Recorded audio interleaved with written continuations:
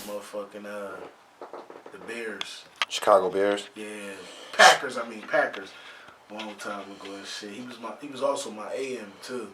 So a lot of the staff up there, I noticed that they had backgrounds in like professional football, powerlifting, and Yeah. a lot of big staff. Yeah, big staff. If you tune into I me, ain't you gonna watching lie, Gully TV. It was this one staff. His name was Pat. He worked in Polk Hall. Big motherfucker, man. I mean, he used to deadlift 1,000 pounds. You could tell he was on roids, you know what I mean? Right. But he was just huge. The reason they started investigating that because he broke a motherfucker's neck. For real? Personally restrained somebody in his unit. Must have slammed him or, hit him wrong, broke his neck. That's what made them start looking into Glen Mills like that. Yeah. He got fired. So that became like a high-profile incident that you remember because over the years they were already getting reports, but it was left with no evidence. Right. You can't hide a neck injury. Right, you can't. And then it would be times when they did put their hands on you, you couldn't call home for a week. Right. Just cause, you know what I mean? Then if your parents was to call up there, they wouldn't go all the way through with it. It would just be another phone call, you know what I mean? Yeah. So what year did you arrive at the Glen Mills campus? I arrived at Glen Mills in 2010. When you got there, were you aware of the reputation it had for sports excellence as well as, the staff being I never was personally restrained. Like, I never was punched in my face or, you know what I mean? Nothing like that. Like, I never went through none of that. I ain't never have to go through none of that. Right. To your recollection, what cities were present at Glen Mills when you were there? Glen Mills was like so big. I mean, it was Philly kids, definitely Erie kids. You had kids from Bermuda. Like I had Jamaicans in my unit. I had people from Mexico in my unit. Like they was people from Cali, like all around the world. Like it was a lot of kids from all around the world in Glen Mills, you know what I mean? But majority was Philly, Erie, Jersey, Delaware, just around that area. But it was definitely a lot of kids from around the world that was at the Mills. What's the longest sentence that you've ever seen a guy serve at Glen Mills? Like, was they taking killers up there? They weren't really taking killers, but it was just a lot of attempted homicides. Like kids, I seen kids be there for 12 months, get out, they come right back. Like it was a lot of Philly kids that was coming right back for attempts and shootings, and it was only like 15, 16, but they just did 12 months at the Mills and go home and come right back. But it was like, they wasn't really taking no killers though. Like it was just a lot of attempts and shit though. But the longest I see somebody do up there was like 22 months. He did the whole 22. Like that's basically 2 years. Almost 2 years, yep. So that was the longest, man. I was in the Quest. They was doing. You could do a nickel up there, bro. I ain't lying. It was dudes up there since they was 13, man. When I was meeting them, I would meet them. They was 17 with a beer staff. Keep having to tell them to shade their face and all of that. Yeah. Yeah, that's crazy. So, when was the time to go home? You said 19 months? 19 months, yeah. 19 months. Yeah. What vocations did you take with you? I got a certificate in auto body. Like they had a lot of shop classes. Like you could be in carpentry, barbering, auto body. They had what was the other one? Welding. Like it was a lot of you had to take a shop class. Like it was a must. Every kid up there had a shop class. Mine was auto body. I got a certificate in that. Cleaning cars, buffing cars, painting cars. I took that with me. I had to get my GED. I got my GED up there. A lot of medals, golds. Got video highlights of my football. Right. Hold up the shorts we got right there. I'm keeping it tall. We just talked about this. The Glen Mills fashion was turned up. The black and gold battling bullshit was hot. I remember growing up, they used to have an Easter home pass when everybody came home, and you might have seen. The Glen Mills would clean a guy up too. It was guys that was bummy.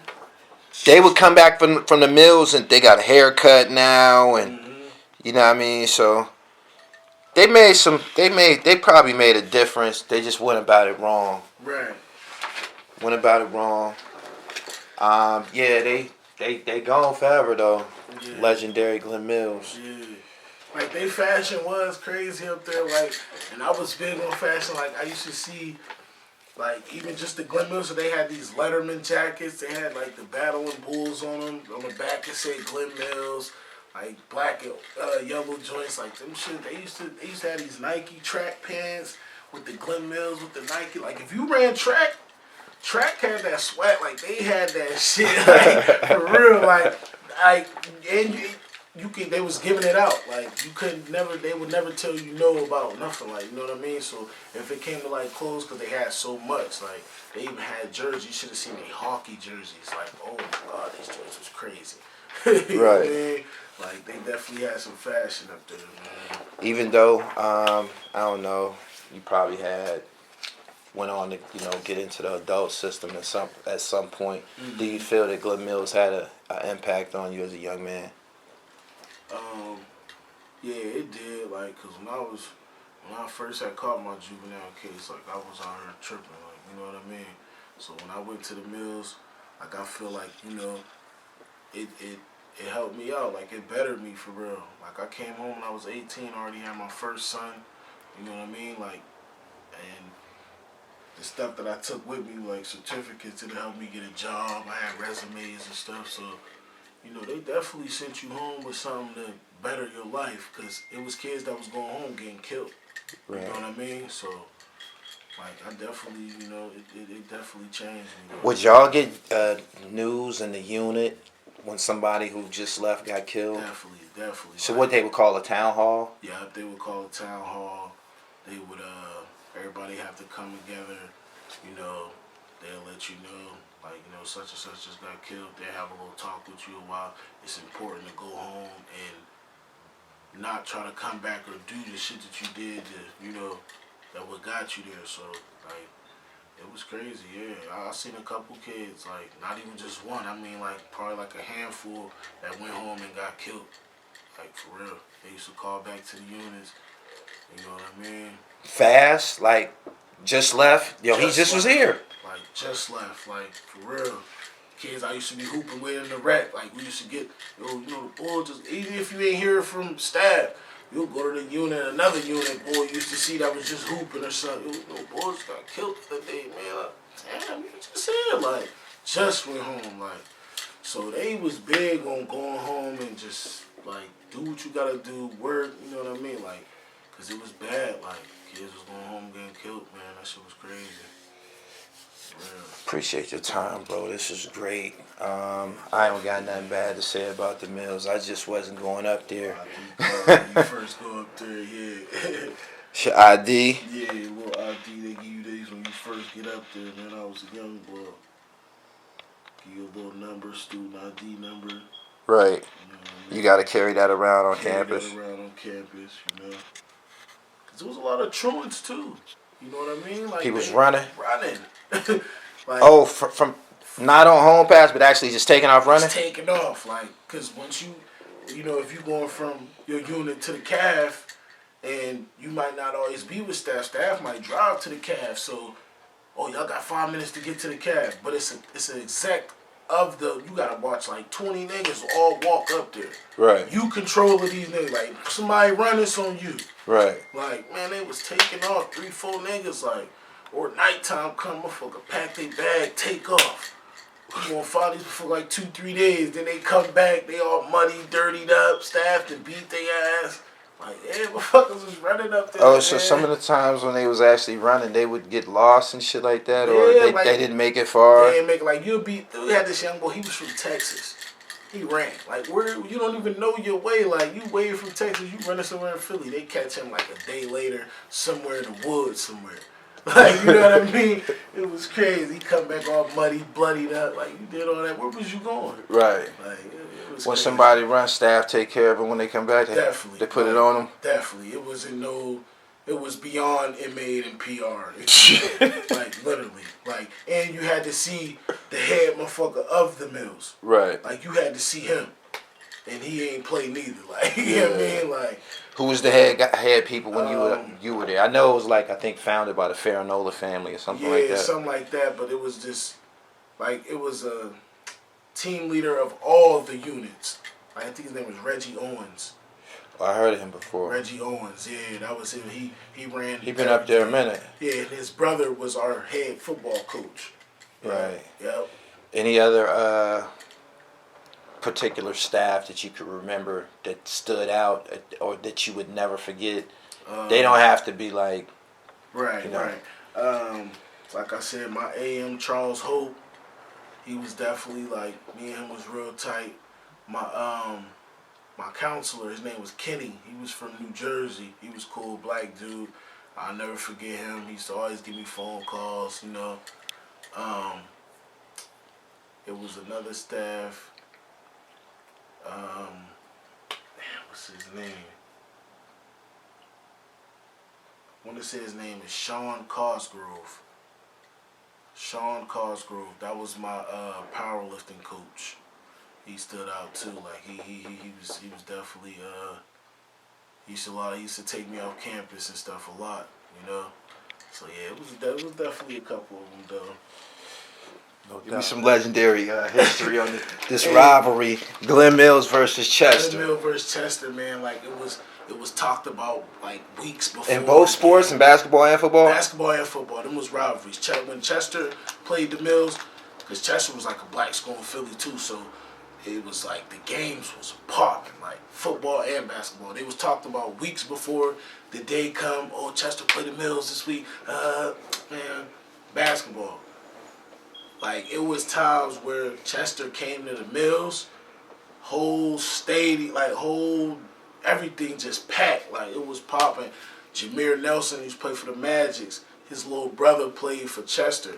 So, like, we even experienced a couple famous, like Jameer Nelson came to one of the games. Terrence Howard came to the Mills and was like a speaker up there. Like, it was, you know, like the Mills was alright. So, when Jameer Nelson came and his little brother was playing, like, it was so live. Like, he was nice. Like, I mean, poking on niggas and, like, the Mills didn't know what to do with him. Like, But he played point? Played point. Like, he was a dog. Like, he was a dog, yo. Like, he was a dog, my nigga. Like, and, like, the Mills couldn't do nothing with him. We ended up losing and everything. But the whole, everything was just live, popping. Like, it